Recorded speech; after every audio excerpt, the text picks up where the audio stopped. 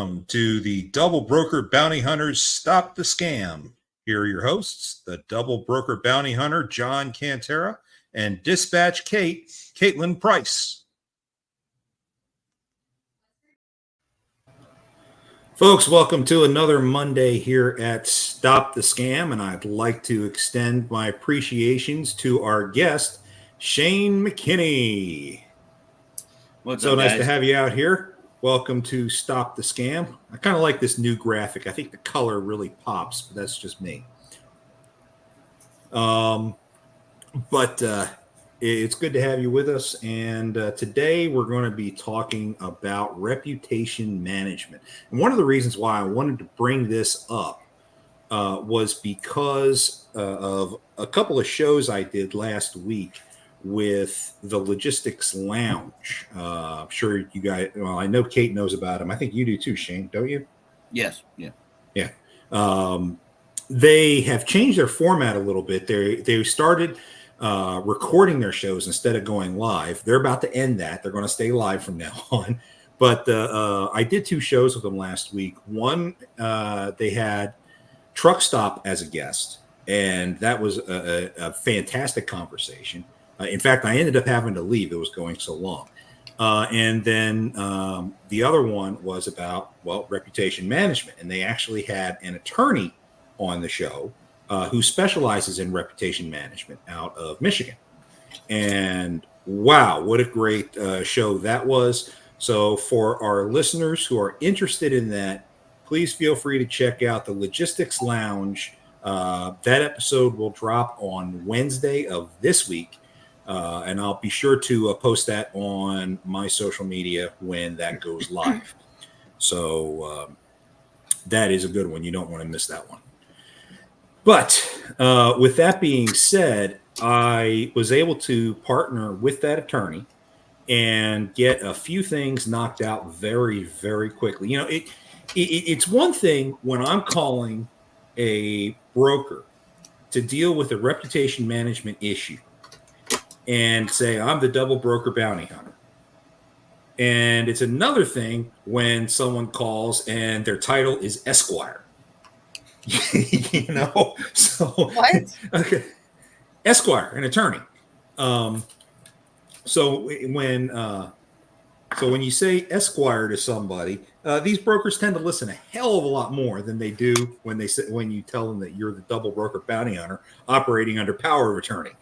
So, invoking this guy's name, Artayev is his name. Artayev at Law is his website, and that is an AEV on the end of that.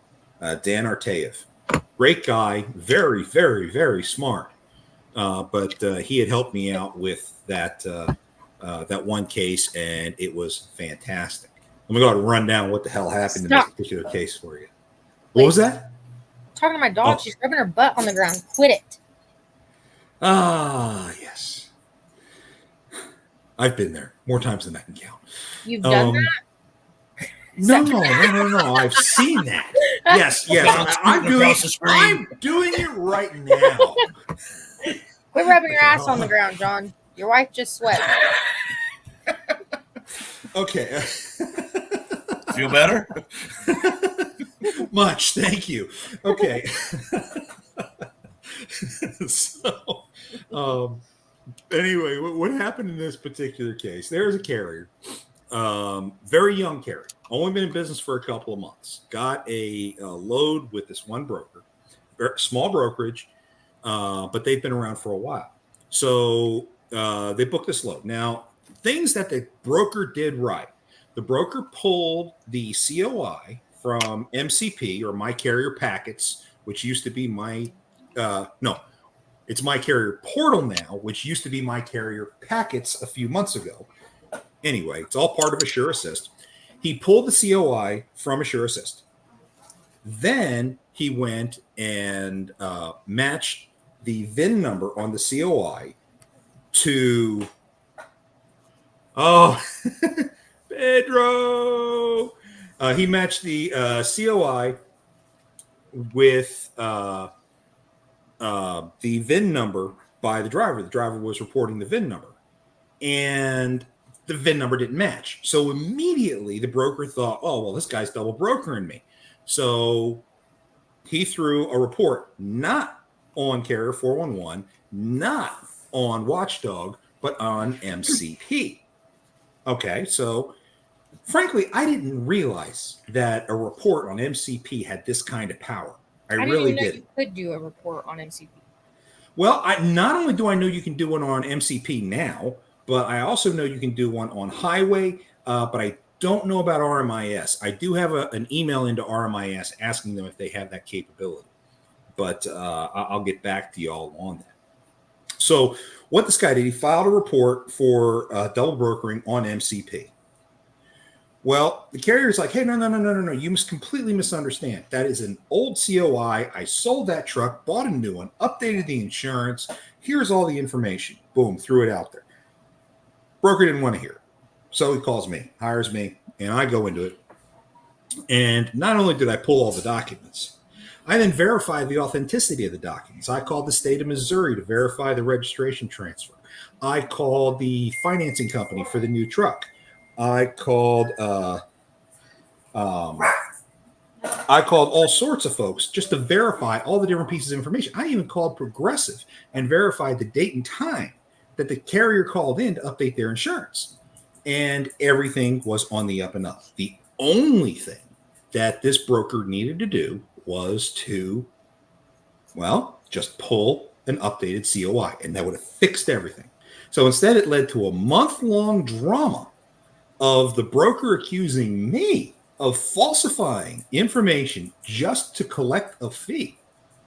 You know, and I'm thinking, okay, so I would have had to bribe the state of Missouri DMV, which probably would not take much, but Progressive and a financing company just to collect a $500 fee. Really? And the guy truly believed that. Well, he doesn't want to let it go. And Kate can attest to how much this guy doesn't want to let it go. I have to give Kate a lot of credit and appreciation here, because Kate went with me and filed a negative complaint against this broker on DAT, which is really the only place that we can go if we've got an issue with a broker. Welcome back, Shane. Sorry about that, guys. Internet glitch there. It happens, man. It happens. Imagine how it works when it happens to me. Oh, yeah. Okay. But so when I filed this negative review against this broker, all this stuff finally started coming to a head. That was the same day I got the attorney involved. And then everyone's like, okay, fine, let's go ahead and fix this. The guy said, I was going to take it down after 30 days anyway, which is an outright lie, because at the time he said that, it had been up for 35 days. So I don't trust him. Anyway, so he files a negative review against Kate and I, saying, what business do we have getting involved in this? You know, that's fine. Have at it. You know, normally when you deal with reputation management, all parties involved go through a phase of non-defamation.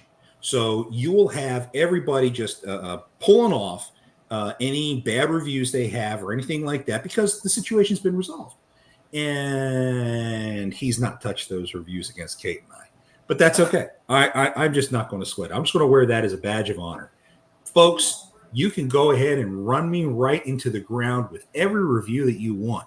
But if I'm able to successfully defend a carrier from a wrongful allegation, then I sleep very well at night. Absolutely. So that's why I wanted to talk about reputation management. Now, so your freight guards, your watchdog reports, any other negative reviews that are out there, and you know what everyone else typically thinks when they talk about reputation management is freight guards and Carrier 411. Now, for those who have watched this show, you know that we've had the owner of Carrier 411, Darren Brewer, on this show back on episode 7, I believe it was. So feel free to check that out. Now, I have Definitely critics have to go out back and there. watch that. Oh yeah. Dean, I'll have to tell you, watch my show from last week. I mentioned it in there, but because of the non-defamation thing, I'm not going to bring it up here. I'm just going to explain the case so people understand. So feel free to check out my show from last week, Dean. Okay. Okay. Just for the record, that's only to protect the agreement that you have for your carrier as to why you're doing that. Oh, without a doubt. Without a doubt. No, I know. I just let's put that out there, though. No. And I'm glad you brought that up. I'm glad you brought that up. Yeah, when I have a client and I'm trying to defend that client, whether they're a broker or a carrier or whatever, it's not over when the incident itself is over and I've been paid.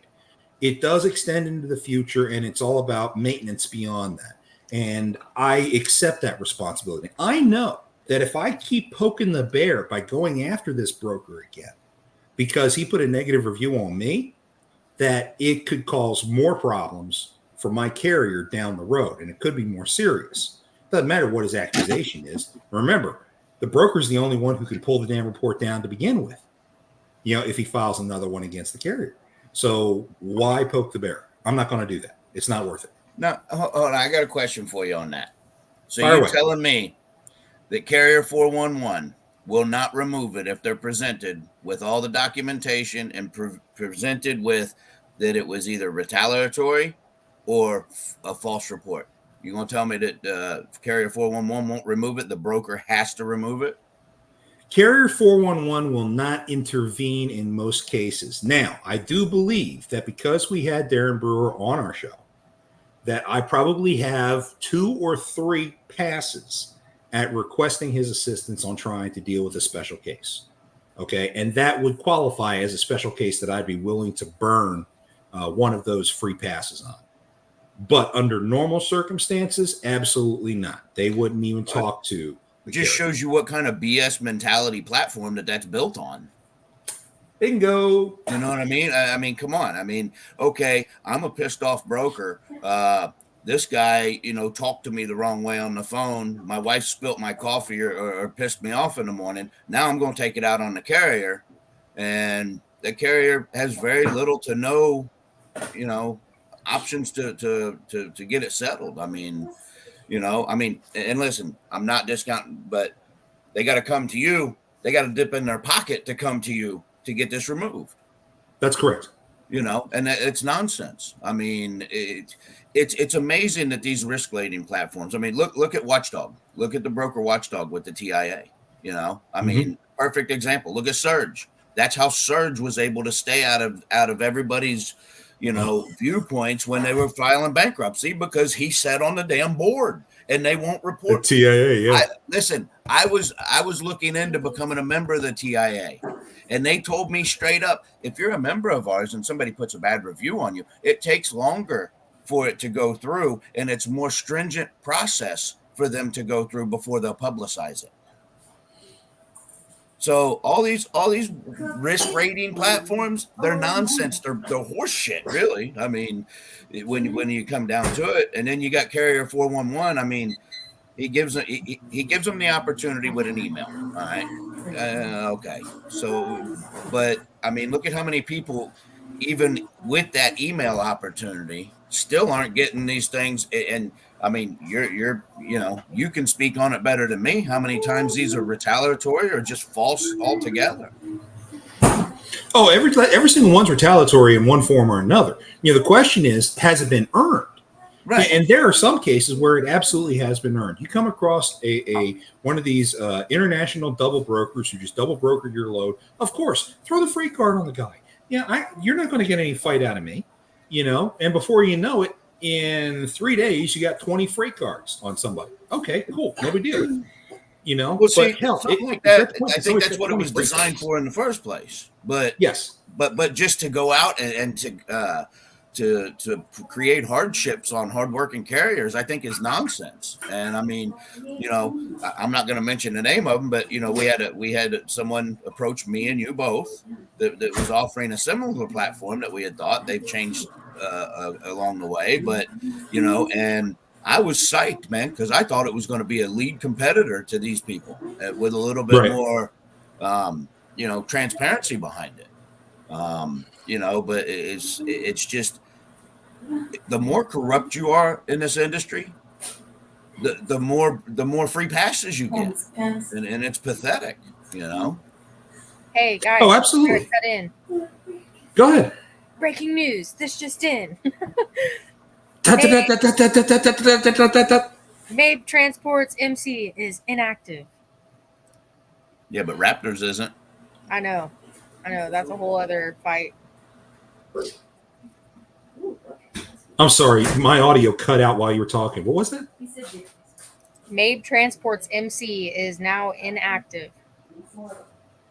Ooh. MABE Transport. But I'll tell you. Raptor is not. Raptor is still active.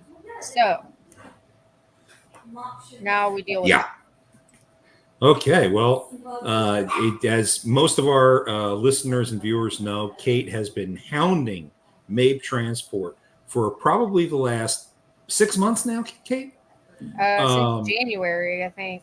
Yeah, so I'd like to think it is because of her dogging the hell out of them and swiftly representing their owner-operators in filing complaints against them with DOT that drove MABE out of contention. However, as we know, in the last month, they've created Raptor Transport, which is now kind of like a chameleon company of MABE. So avoid Raptor Transport. They do not have any load history, so that's good. Let's hope it stays that way. Thank you very much. Appreciate that, Kate. I just have to look it up just out of curiosity. Well, since we're hitting updates, one other thing, and I kind of mentioned this when everyone was backstage, but I wanted to make sure that I got this out there because I'm seeing a lot of this happen. I'm calling it Vladimir's Revenge. And I actually did a short video earlier today on YouTube about this. But basically, when you are a freight broker and you have stopped a scammer from taking a load and you were able to stop them from getting paid, good on you. But that's not the end of the situation. What we are seeing fairly often now is that the scammer will use yet another carrier authority to book a load with you and then hijack that load and hold it ransom so that you pay for both loads before he'll deliver. And then it's a big question as to whether or not he'll ever deliver that second load or if it'll disappear across the border. So call it Vladimir's Revenge, folks. It is something that's happening. Keep your eyes open for it, especially if you're a freight broker. Just because you stopped a scammer does not mean it is the end. From Robert, just noticed this guy in my Facebook group. He and I were just commenting back and forth. Oh, you must be talking about Dean. But cool. I'm just glad to have both y'all listening. All right, where the heck were we? Because I forgot where we were before we started talking about Raptor. But reputation management is the topic of the day, and these freight guards are just something that I cannot stand. I've got another comment in here I can't post that Vladimir's Revenge is what you get when you get done eating borscht. So, yeah.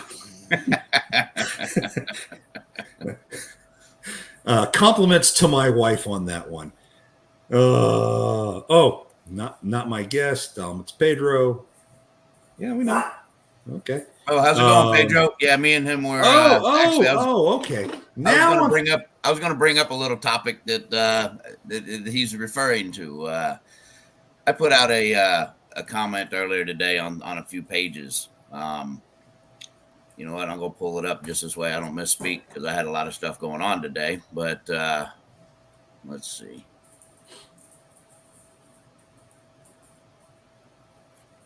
Oh, sorry, guys. No, you're fine.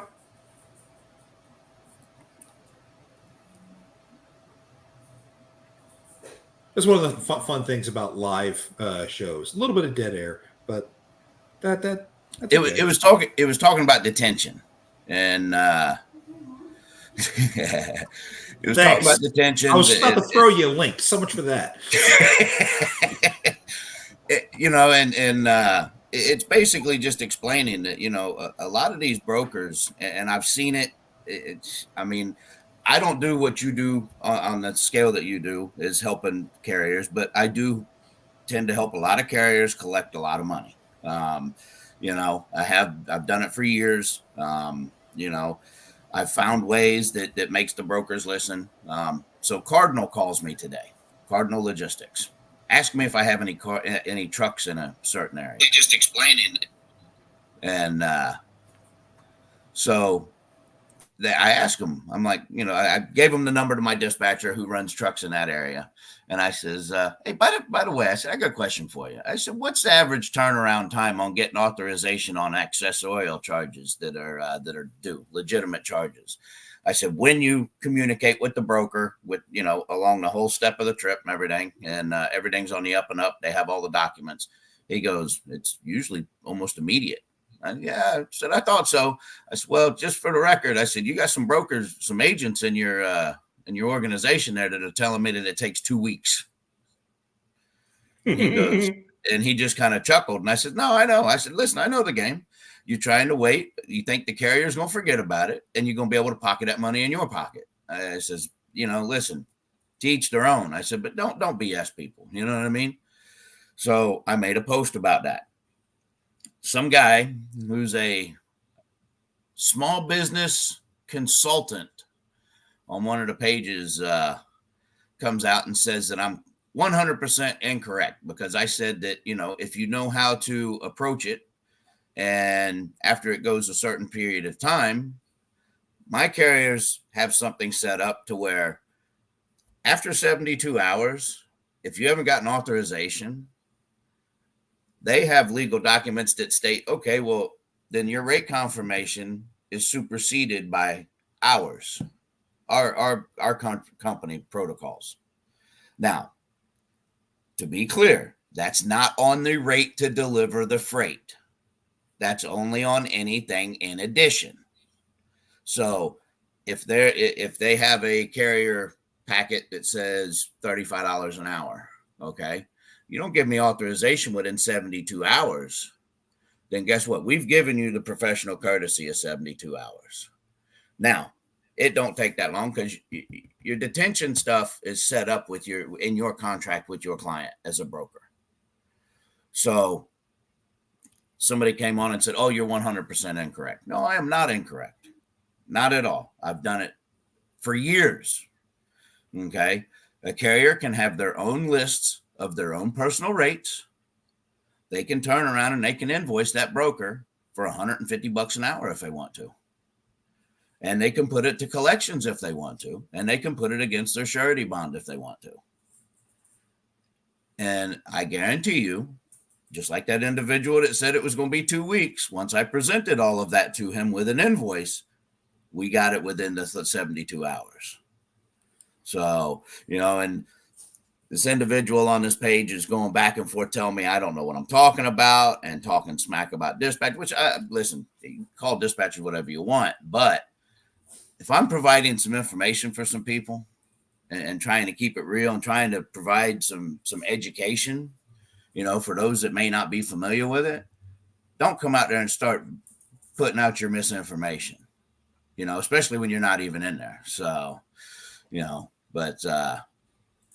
Potato's saying what this guy is saying is that useless. Is that useless? The broker signs something with those stipulations on it before the load is picked up, then it doesn't supersede what the rate con says. So unless, why did I say useless? I don't have one of those days. Well, my point is most of your rate cons don't go into time schedules for accessorial fees. So a lot of these brokers are using this now as a predatory action against these carriers, because a lot of these carriers are single truck operations. A lot of the owners are the drivers. They don't have back office to sit there and chase these people all the time. So that being said, they might be paying you $35 an hour. I guarantee you they're collecting 75 to 110, you know what I mean, from the broker for the detention. So they're getting a skim off of it anyway. Now they're going to go and it's going to take us 2 weeks to get authorized. Well, that carrier don't have time to chase that. So now they're going to pocket all the money, and they're not going to give it to and I've seen it time and time again. It's happening more and more. And you know, the fact that the rate con is signed for the rate that you're delivering the freight for. If there's nothing in that rate con when it comes to the detention, even if it says detention's paid after 2 hours, $35 an hour, a carrier can have documents that are predetermined rates, you know, the tariffs, as you guys call them, tariffs, and their tariff schedule or rate circular, whatever you want to call them. If that's set up under the carrier, if the carrier has that set up previously, he doesn't have to disclose that to a broker. It's available upon request. They can actually use that, and it will supersede whatever that broker agent thinks that he's got that contract that you signed, because it's in addition to the original rate con. Oh, absolutely.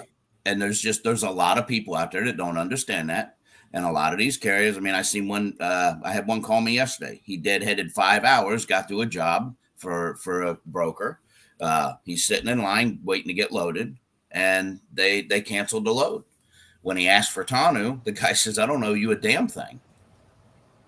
You know, and you know, we're communicating back and forth, trying to help him get that resolved. You know, and I'm sorry, that's not the case. You do owe, you know, so. Oh, absolutely. Absolutely. There's Potato again, try to send accessorials out. As soon as he gets the BOL and proof of accessorials, usually within 30 minutes, sometimes can take the day. Exactly. I can certainly understand that it can take the day, you know, because you not only have, you know, going through the carrier's agreement, but you have your AP office going through your agreement with your customer who wants to kind of verify the charge, because they're damn sure going to throw an invoice at the customer. Oh, yes. So, you know, it's all to make sure that the numbers are all accounted for. And, yeah, it can take a little bit of time. That's why I give it 72 hours. Most of the time I don't see the accessorial rate confirmations come across until the next day, which I'm perfectly happy with. And usually if it gets to the next morning and I'm asking about it, I'm usually like, hey, man, you know, factoring tells me I've got till 12 to submit this. So, you know, that's an hour from now. You mind go ahead and kicking that over? But that's just me.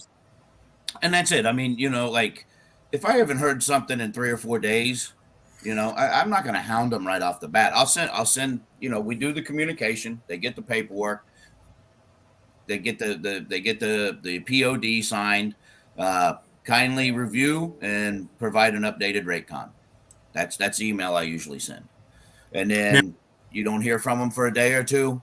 Hey, listen, just wanted to remind you, you know, see if what the update on that accessorial fees are. And to bring this around full circle, though, what drives me nuts is when you have the broker who's got his butt hurt so bad out of this that what's he do? Throws the damn freight guard. Yep. And what excuse do they typically use for that? It's in transit change of the agreement or something along those lines. I mean, how dumb do you think everyone is? But see, in that instance, it's not in transit. It was already delivered. Correct. It was already delivered. We're waiting on you to authorize the payment. So that right there is another false report of a freight guard. Mm-hmm. And this is, again, man, this is something that I argue. It's the fact that, and I don't mean any disrespect to anyone out there by this, lack of industry education. Not that anybody's dumb. Not saying you're not intelligent.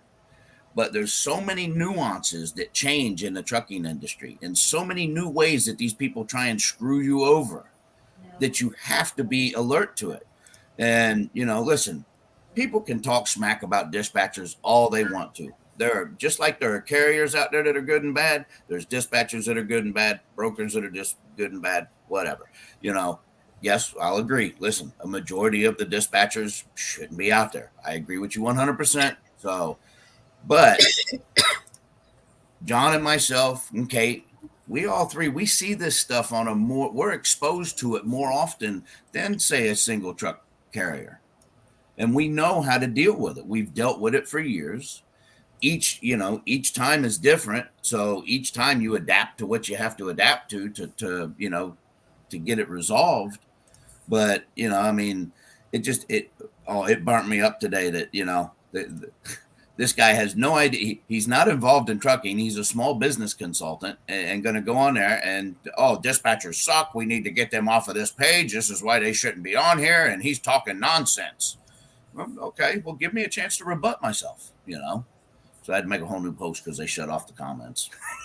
And that's when this gentleman got involved. So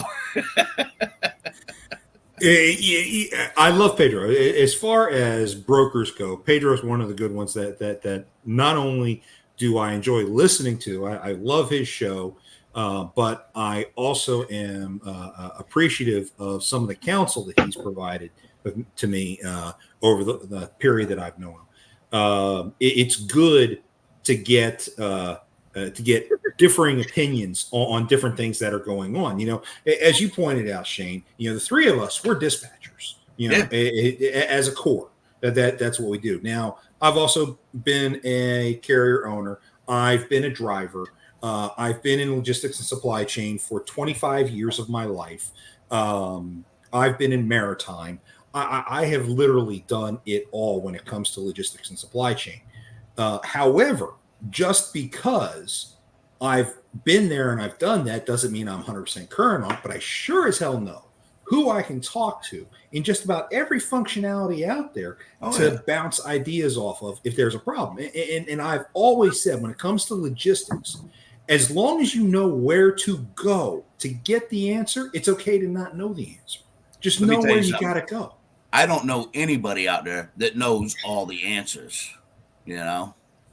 I mean, it's a matter of knowing how to network and who to network with. So. Oh yeah. And Pedro is one of those that I love hanging out with, and I love being close with. And yes, we are homies. And you can think we're not, but I could easily just sit there and say thank you, and beep. But I do want to say thank you to Pedro, because you know what? I mean, on the second post, I went and made a comment and kind of said, hey, admin, what's going on here? And he responded right back to me. And I kind of voiced my, listen, I'm just wanting to make sure that the right information gets put out there. And listen, again, it's having the knowledge and knowing how to use it, knowing that can be done is one thing. Knowing how to do it is something totally different, but you got to start somewhere. I mean, these carriers out there, there's so many of them out there. I mean, I had another guy the other day, I seen a post where, I forget what it was, but he had, the broker owed him $285 at $35 an hour, $285 owed him in detention fees. And I'm like, well, first off, what were you doing there for $285 worth of time? I mean, let's face it, we've all had issues where somebody's been stuck like that, but now you got to look at, okay, why were you on a load like that? What was the problem with it? And the guy's like, oh, well, I just walked away from it. Whoa. I mean, $35, I mean, you're looking at a full day and you just walked away. I mean, that's a partial day's revenue. So you just lost, even more than what you, I don't understand it. It's, but these people, they don't know how to, and again, no disrespect, they're just not familiar with the avenues that have to be taken to make these collections, or they're worried about getting freight guards and losing their reputation. If it's one thing that I've learned in doing this, and I think my current score at getting rid of freight guards is somewhere around, I want to say 52 removals out of 61 attempts. So a little over 80%. If it's one immutable truth that I've learned in doing this, it's the only way to prevent from getting a freight guard is communication, and again, communication. I'll give you a case in point. I have a carrier that I represent, Hotshot. He had an issue. We picked up a partial that was bound for Oklahoma. I booked yet another partial going within 30 miles of where he was dropping, which was perfect. He had to go 150 miles out of his way to grab it, but it paid really freaking well. Gets there, and he's rejected because the shipper wanted to see a flatbed instead of a hot shot. So that kind of put us in a bind. Well, that partial did not pay very well. So we ended up dropping it. And I said, look, I hate to do this to you. I know we've been sitting on this for 12 hours, but I got to give it back. I can't run this for this rate by itself because it does not make sense. It doesn't even pay the fuel. So he understands that, but he was very pissed at me because we had already picked it up and I had not communicated with him since until it came time for me to drop it. So, I just regular communication immediately afterwards. Look, I'm really sorry about this. Here's what's going on. Here's my proof. Here's this. Here's the email communication with the other broker. Here's the shipper saying they were rejecting us. This is what put us in the position. I want to make it up to you somehow. I just don't know how to, but I feel absolutely horrible about it. What the broker ended up having to do is it had to deliver the next day. And my driver could do it because he tends to not use his logs. I don't know. I'm just speculating how he shows up 1,000 miles away in 12 hours. John out here telling on everybody. But I never said who it was. He keeps 3 drivers in the back. Yeah, there you go. And they sleep in the back seat while he's anyway. He normally can handle that with no problem. But the broker had to sit there and hire a team to make sure it got done. So I ended up having to pay an extra $700. So I was like, well, I don't know how to take care of that $700 shortfall. I was like, I'd love to just give it to you, but I can't afford it. And I know my carrier can't afford it because he's been off the road for the last 2 weeks for maintenance. So what else can we do to help make that up? And he was happy to hear those words. And he said, I'm glad you're willing to compromise on this because that just saved you from a freight guard. He never threatened a freight guard to begin with, but I know from experience that can lead to one, because I was not communicating as often as I should have once I realized there was a potential problem. Well, we've had issues before where a truck break down on a load and, brokers, their first thing, they want to recover the load. And, depending on which brokers, he's inviting you to join us on the lounge. Absolutely. He wants you to be a lounge lizard with the rest of us. Better than a lot, lizard. I was going to say that. You stole it from me. But, there's been times when we've had a forgive me. I've got to cut in here. This particular comment right here, I have to address this. Thank you, Potato, for bringing this up. Kate, what? Somehow last week, you grew a beard, a mustache, and appeared live in a show and not just as a picture.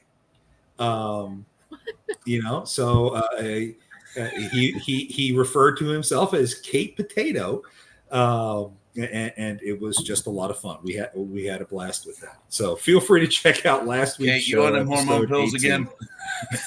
Hey, I don't want to be a potato. Kate Potato.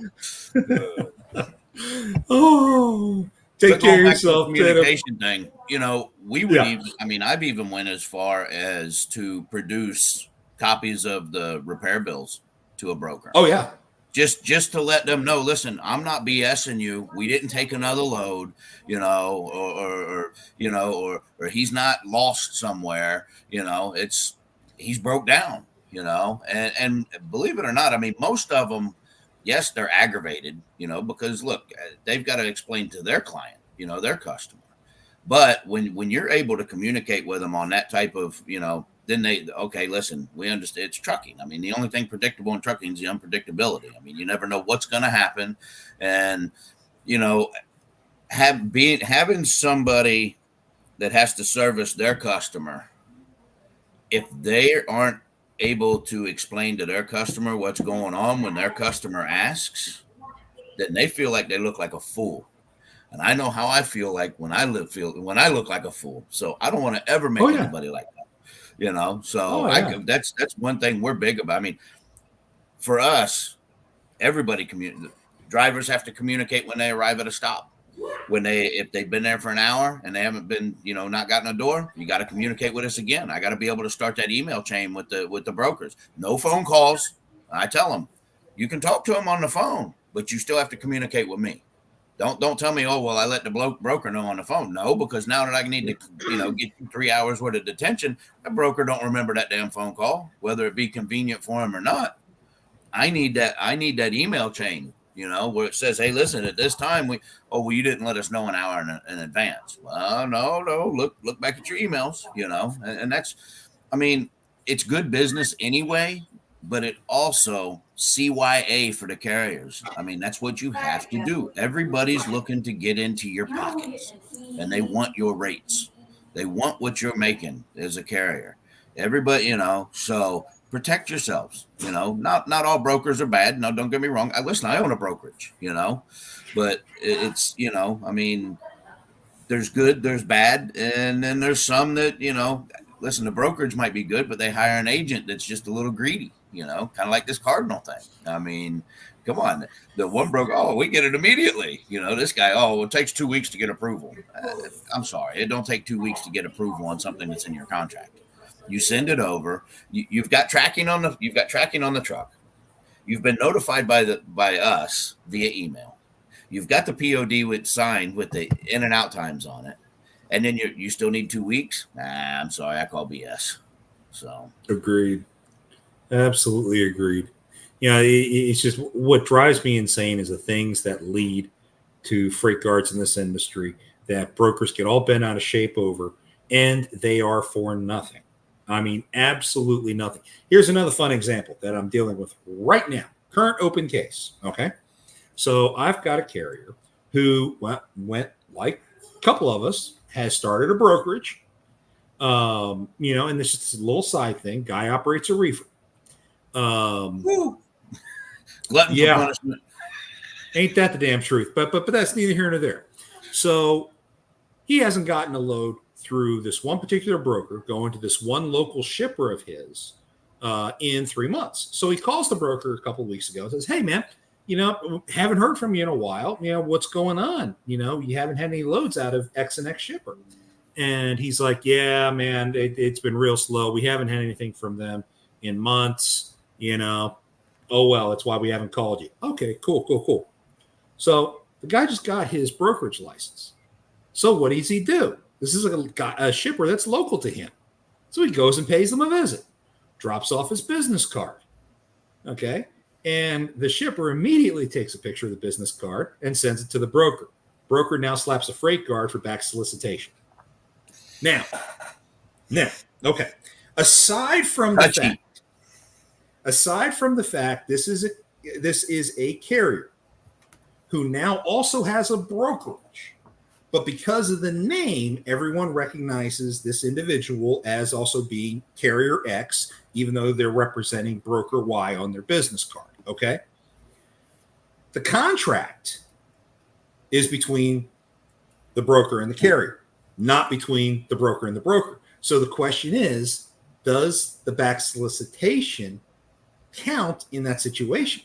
And on top of that, as soon as it was reported and this carrier's like, hey, what the hell, man? Why are you throwing a freight guard on me? You told me you haven't had business with this guy in months. And he's like, well, that wasn't the real reason. The real reason is you don't have a certain type of sensor in your truck that we want you to have, so we stopped using it. And he's like, well, why the hell didn't you tell me that to begin with? I thought you lost the contract. I thought it was fair game. He's like, well, you don't know how to read a contract then. And, went off on it. So if the broker hadn't misled the carrier to begin with, none of this would have ever happened. So then who's at fault? What do you think, Shane? Honestly, there's no legal ramifications for the original broker, because aside from the story that he gave him, the brokerage solicited the freight. The carrier didn't. So he didn't backdoor anybody. He didn't backdoor anybody through his carrier. The carrier authority is the authority that he has the contract with. So until FMCSA or the U.S. government puts out a law that says you can't own a carrier and a brokerage and use your brokerage to backdoor somebody that your carrier's hauled for before, then he's 100% within his rights. And anybody that would put a freight guard on him for that, first off, the freight guard is illegitimate because the freight guard is against the carrier. It's not against the broker. So that freight guard is 100% fraudulent. I wholeheartedly agree with that. I will, however, give, and this is one detail that I've left out of the story. His business card lists both his companies on it. Stupid. That was stupid on his part. Oh, I agree. Wholeheartedly agree. Yep. Okay. That was stupid on his part, because now. So my whole point is, I think both sides share blame here. Now, did this carrier back solicit the broker's customer? Yes and no. Not from a point of back solicitation, but he thought that a contract was up for grabs. Right. Okay. And I think that is a very important distinction that needs to be made. Okay. And then when you tack on top of that, that the broker misled the carrier with their statement, whatever the reasons are, whether it was to spare the carrier's blushes or whatever, it doesn't matter. The misleading statement, I think, plays a part in all this. And frankly, that's what I think the reason is that that he shouldn't get a freight guard, or the freight guard should be removed. Goes back to communication. Yeah, it does. Goes right back to communication. Don't bullshit me. I won't bullshit you. Absolutely. Absolutely. I completely understand. And I think most people, whether you're a dispatcher, a carrier, or a broker, you're going to tell little white lies. It's either to spare somebody's feelings or to protect yourself or whatever. You're going to tell little white lies. Or to get the job done. You do what you got to do to get the job done. But if they ask for proof, you better be able to provide it. But that's neither here nor there. Okay. But if everyone was just honest with each other from the get-go and just explain, hey, this is what's going on, then a lot of the shenanigans you see in this industry would not exist. Okay. If a carrier would sit there and say, hey, look, man, I found a load that's far better than yours. I got no choice. I've got to take it, man. I'm sorry. You still got another 8 hours to repower this load, but I just can't. I can't turn this down. Long history with this guy, I can't say no to him or whatever. Okay, but if you're upfront about that, it's so much easier to take, and you don't really feel like you've been bent over backwards without the lube. But see, at least they put some lube on it. Hold on, in that same scenario. Yes, please. That could very well be the broker that says, "Screw you! I had the load covered. I'm freight guarding your ass," and they have the right to do it. Exactly. That's it. That was the lesson I wanted to get to on that. But they have the right to do it. Now, if you go back pre-COVID, and I say this to all kinds of everybody, pre-COVID, as dispatchers, we had as you were saying before, reputation's important. Okay, so as dispatchers, even if you're coming from a carrier standpoint, you had a rapport with brokers and a relationship, and where you work together.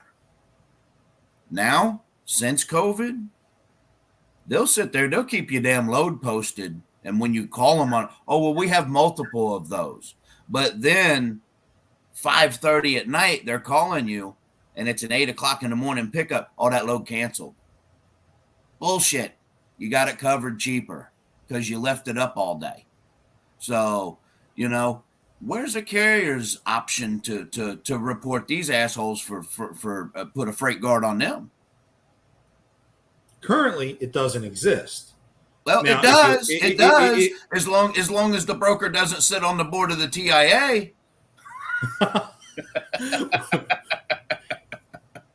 Okay. That specifically applies to TIA Watchdog. Now, I know. But TIA, because, let's face it, TIA, the president and vice president of TIA are both, what's their career profession? Lawyers. We all know this. No, they're not even lawyers. They're lobbyists. They're lobbyists. That's even worse. Now, because they are lobbyists, they know how to get things done. That is one of the big things that lobbyists do. And these guys know how to maneuver around Congress to work to manipulate laws however they need to. But when you sit there and you say you're the head of TIA and you're calling on behalf of so-and-so, you better believe that the person on the other end of the phone is going to stop and listen. Yep. Okay. That's the power of TIA and connections in the industry. Now, unfortunately, the carriers do not have that kind of power, regardless of who they're connected to. It does not exist. Nobody is big enough to take on TIA. And that's why you have OIDA and NOAA and all these other organizations out there, SBTC, trying to sit there and champion the cause of owner-operators and one-truck carriers everywhere. And they are not exactly doing the best work in doing so. But they're at least making some kind of an impact, and I'll give them credit for that. However, you have to be careful, and you have to take care of yourself. But in one form or another, there's got to be a way for a carrier to defend themselves.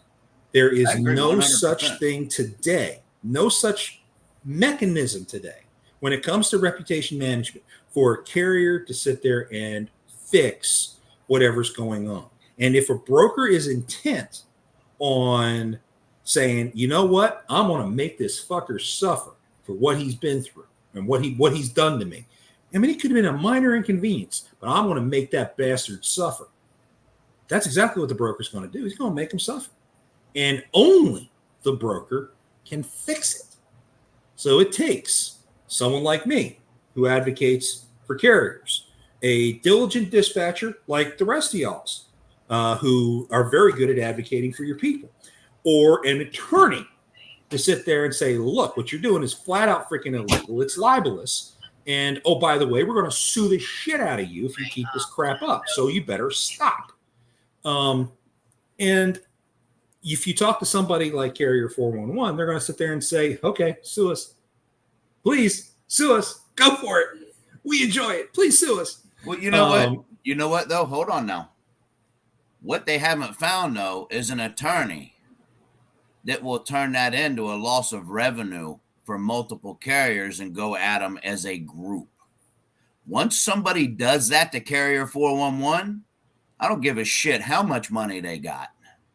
It's going, if they got a chance of winning that case because of the defamation of character, because of what they're allowing for so many fraudulent or false freight guards to be put out there, you get an attorney that groups all these carriers together with all these false freight guards that have lost revenue from it, and that attorney takes case against Carrier 411, Carrier 411 is going to have a hell of a lot different outlook on things, trust me.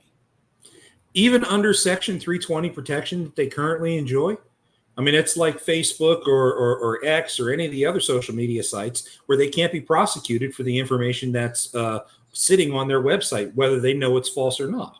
Well, okay. They can't be prosecuted for the content that's on their website.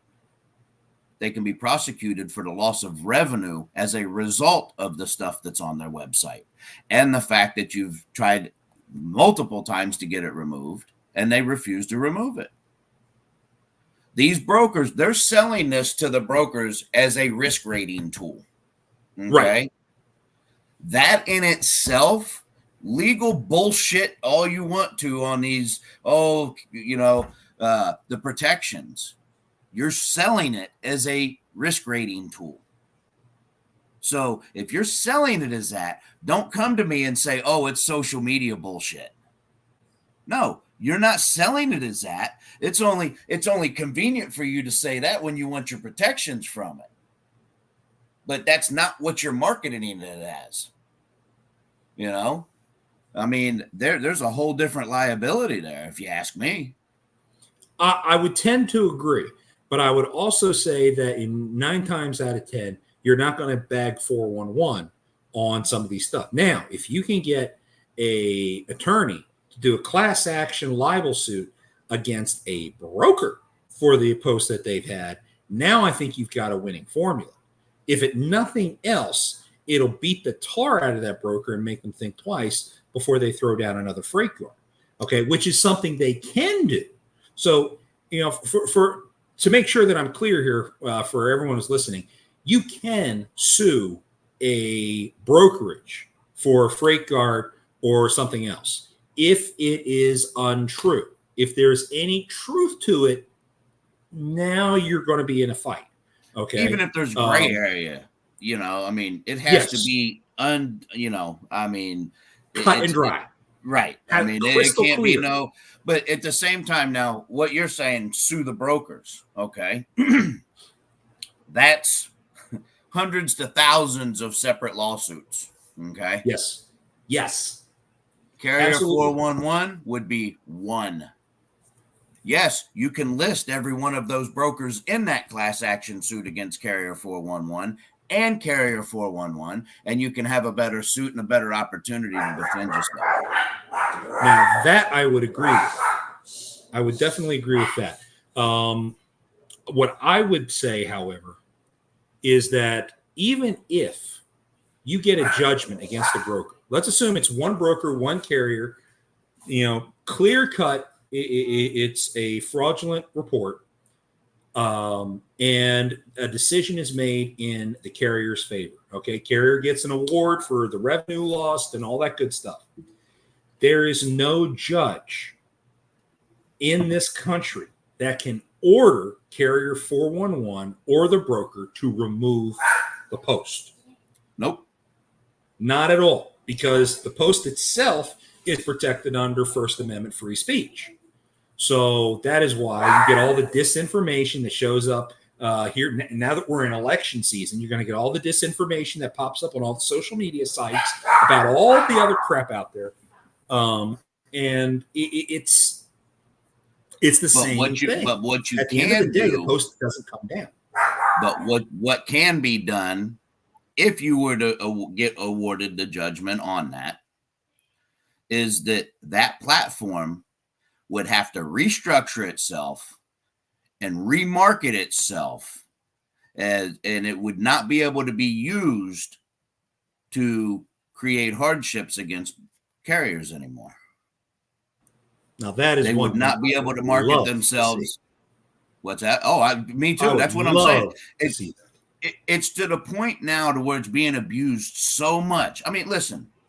All right, Carrier 411 as an idea, it is a good idea, a risk rating platform for, especially in the double brokering and all of this, in the current market. I understand that, but they need to do more stringent research and give the better opportunity to the carriers to fight these freight guards.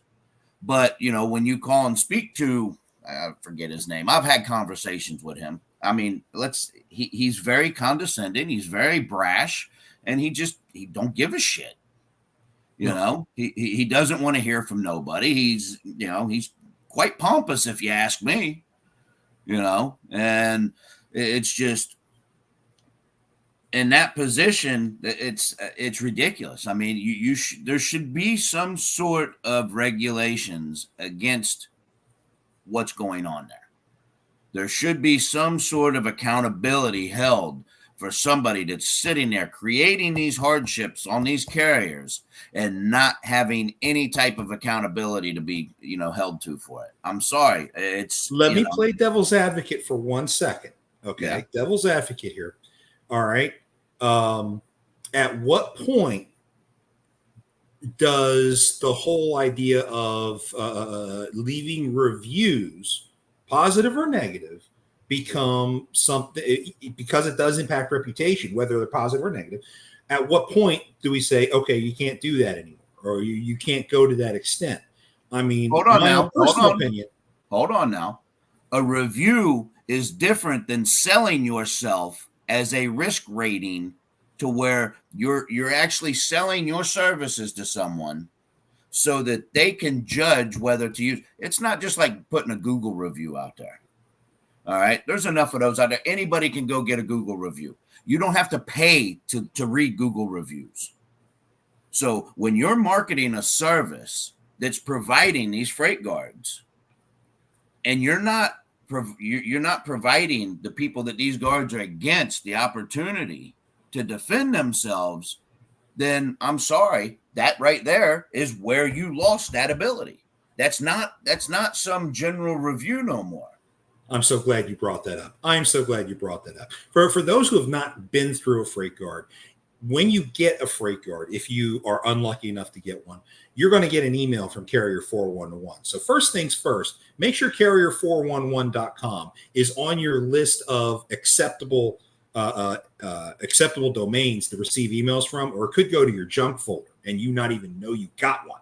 Okay. But you get 72 hours to respond. Now you only get one shot at it. So you better get it right the first time. And even if you do post a response, there's no guarantee that anyone at Carrier 411 or the brokerage is reading it to try to give themselves a moment of pause or a second thought as to what's going on.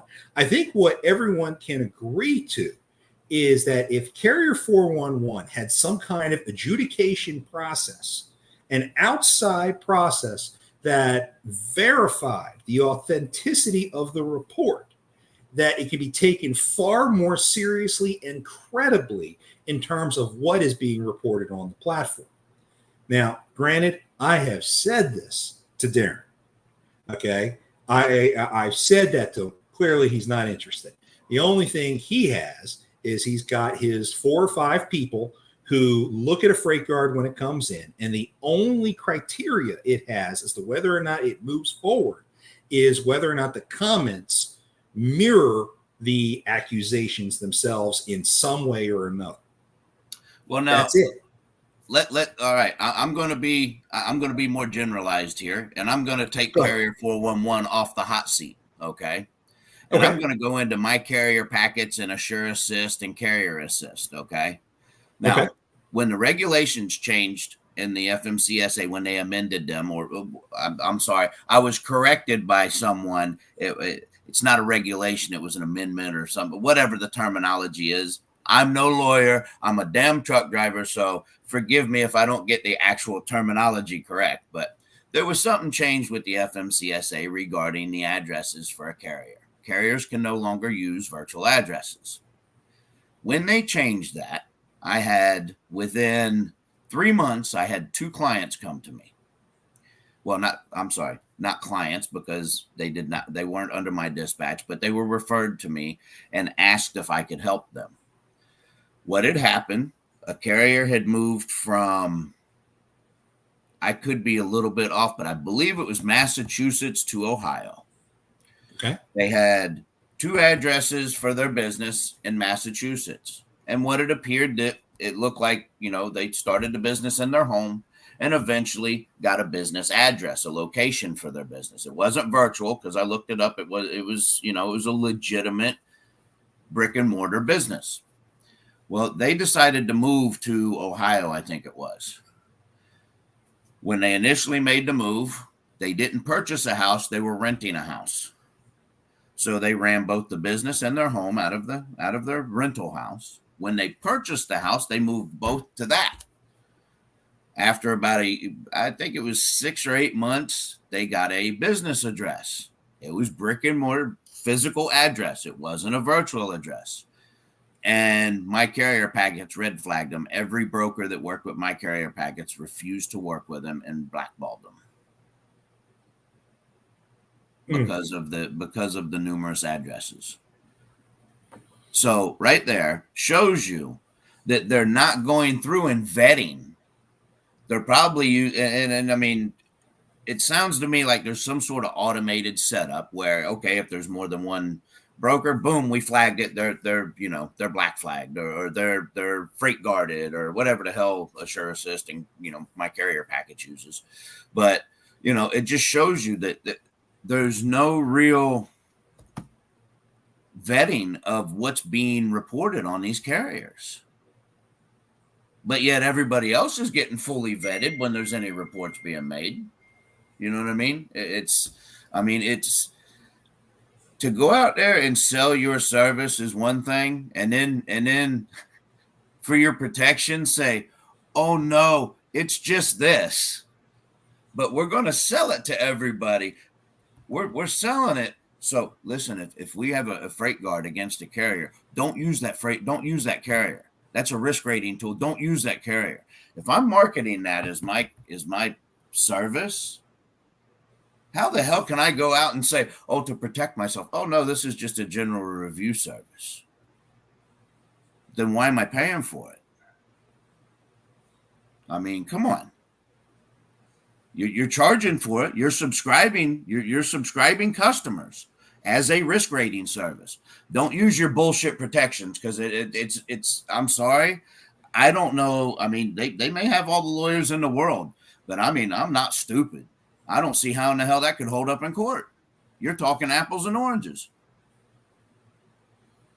I think it's a question of whether or not the carrier has the right attorney in their circle when it comes to dealing with this. Well, how many attorneys are there? I know. Yeah, that's a damn good question. I know that Mr. Brewer has bragged to both Kate and I about how many attorneys he has and how he's never lost the case. So take that for what it's worth. But the first time a carrier says, "Oh, I'm going to sue carrier 411," I'm like, dude, think twice. Just, I mean, let's work within the system. I had another guy that I helped once, and he was so angry about the situation, about the fact that a broker has this power through carrier 411 to cripple another business. The guy has 100 trucks. He's not a small carrier by any stretch of the imagination, yet his business was being crippled by a bad freight guard. And I got it removed. Well, we got it taken care of. But the guy's like, look, it's a matter of principle. I really want to sue this guy. Because he is trying to sit there and go after carriers just because he's got his feelings hurt.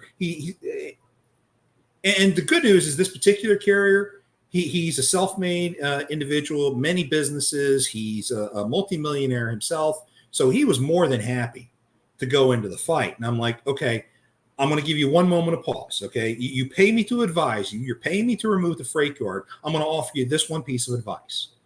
You've got over 100 people who work for you. Okay. If the broker decides to turn around, throw another freight guard against you and shut you down, that's 100 people who are going to go hungry. Okay. Do you really want to press the issue that hard? I agree. It's a shitty system. I agree that the deck is stacked against the carriers every time, which it frankly gives me a small revenue stream to help me with my own life. But at the same token, how much do you want to go after this? How much damage do you want to do to really chase after this? As much as I want to see it, I would advise anybody to take it up. I mean, not until the law is better defined. Unfortunately, though, if you look at trucking as a whole, that's the problem with the whole entire industry. Oh, yeah. Is you've got these, going back to the individual not collecting his excess oil fees. Oh, it's too much hassle. It's because they make it too much hassle. And that's where they get you. I mean, this individual with 100 trucks, and if you say he's a self-made millionaire, he was the opportunity to maybe take carrier 411 down. Oh, I'd love for him to try. Notches, I'd love for him to try. And I said, look, feel free to do that. I'm not going to stop you. I am going to remind you that, you're responsible for 100 families and their livelihood. I understand that, but now that's one truck, self-made millionaire, 100 trucks. Okay, that's one company. How many other of those companies, 50 trucks, 25 trucks, 30 trucks, have been affected by this bullshit? Getting them together and collectively going after a platform like Carrier 411 and their freight guards. That is what needs to be done. Not just one, collectively. Get everybody. Because look at the amount of revenue. First off, the amount of revenue Carrier 411 is making off of selling this supposed reviews platform that they can't get in trouble for, but yet they're marketing it as a tool to weed out bad or good and bad carriers, but how much money's been lost by carriers because of this? How much revenue has been lost? It's been lost. That's what I'm talking about. How many people I lost agree. their businesses over this? It's ridiculous. Wholeheartedly agree. No one is ever going to say that the trucking industry is fair in any way. No. I'm not However, the good news is, for people who actually watch the show and listen, is that there are people out there who actually care about the way things are supposed to work, about individual rights and everyone's right to be able to earn a living, that there are people who are willing to go to bat for you. Okay. And that's why I've got people like Kate and Shane and myself out here. We do this stuff. We do this stuff a lot because we know how the game is played, and we can make headway that most one truck carriers cannot. So I do want to remind everybody, if you do wind up in a situation like this and you can't help yourself, there is help out there available for you. All you have to do is reach out to, frankly, any one of the three of us, and you can get the help that you need. So please don't be afraid to ask. I know we're running over here, but my very first big issue when I started my dispatch company was an individual, and I've talked about this individual. He's since passed away, but it was a carrier who was delivering a coyote load to Ocean Spray in Kutztown, Pennsylvania. Now, I used to work for JB Hunt. I hate to admit it, but I used to be a intermodal driver for them in that area, and I'm the one that set up that whole facility, so I'm familiar with that facility. It was a brand new facility when we set it up. And this carrier goes to take a load there. They put him in the dock door. They unload 3/4 of his freight. And he was in the bunk, went to sleep. He gets woken up by the security guards after dark. They tell him he's got to leave the property. He goes to pull away. He's thinking the security guard's got his paperwork. So he pulls away from the dock. He looks in his truck, and there's still freight in there. So he calls me. And this went on. They held him captive, just to make it a short story. They held him captive for, I think it was 3 days. And Coyote going back and forth. I wrote an invoice to Coyote for an ungodly amount of money. And it was 2 nights of me not sleeping, being so aggravated that I was responsible for this driver and his company. And that I felt like they had him held hostage. I didn't sleep. I was searching every which way. And that's when I started finding out about ways to fight this stuff and ways to hold these brokers accountable. Now, I'll tell you, that carrier got paid over $3,000 for those 3 days. And that's good. That was only a portion of what was invoiced. But the way it was invoiced was 100% legal. It was, everything was done by the book. And I used to have access to talk to some of the management at Coyote. And they informed me that they had never seen anybody get Coyote's admin offices in such an uproar in years. Well, I don't have that capability anymore to speak to anybody at in their management offices. But it was something, and I stuck to my guns. Like I said, I mean, I didn't sleep for 2 days. I was trying to find this, and finally the last day, they're like, "Are you serious?" I was like, "Well, yeah." I said, "Are you?" I said, "You expect a guy to sit there for free?" I said, "This is between you and your client." I said, you've cost this guy 3 days worth of revenue. I says, and they're like, "Well, where do you come up with all these fees?" I says, it's broke down for you right there. Storage, security, because it was a sealed load. He had to secure it. So storage, security, rental of the trailer, I mean, I just kept compiling. And I mean, but you know what? It was successful. And I wasn't going to take what the settlement was, what they offered, but the carrier was like, "Listen, man, I'm happy. Let's just get the hell out of here." And they're like, "Well, will he sit on it till tomorrow?" I said, "Hell no." So they paid him to go cross dock it somewhere. I says, "Look," I said, "we're not doing that for part of it." I said, "That's additional." "Well, you're gonna pay him to go cross dock, and I mean, but it's a matter of, as a dispatcher, and again, I'm not saying all dispatchers would do this. I'm not saying all dispatchers are good, all dispatchers are bad. I'm saying my particular situation, I'm taking responsibility for that truck. And that when I do that, that's like it to me, it's like if it was mine. So I'm going to do everything in my power to make sure that guy don't get screwed. And it's being diligent. It's fighting for it. And that's something that a lot of these smaller carriers, they don't have the capacity to do that. Same with the freight guards. They don't have the capacity to sit there and fight them like they would, come into you, and you have the capacity to do so. And it's a shame, but they're left to either walk away from it, or they have to dip in their pockets or whatever to get somebody to cover it. So. Well, again, I want to thank you for coming out on the show. You are always welcome here. Absolutely. Shane, I appreciate you having me. It's always good to have you out here. Because, frankly, I don't know about the rest of y'all, but every time I talk to somebody who's been in this industry a while, I learn something new every time. And frankly, I don't know of anybody else who still deals with tariffs. And I think they should. I think they need to. And I love the way that you defend your carriers in those situations. So plug out to you. If you need a good dispatcher, Shane is definitely on the list.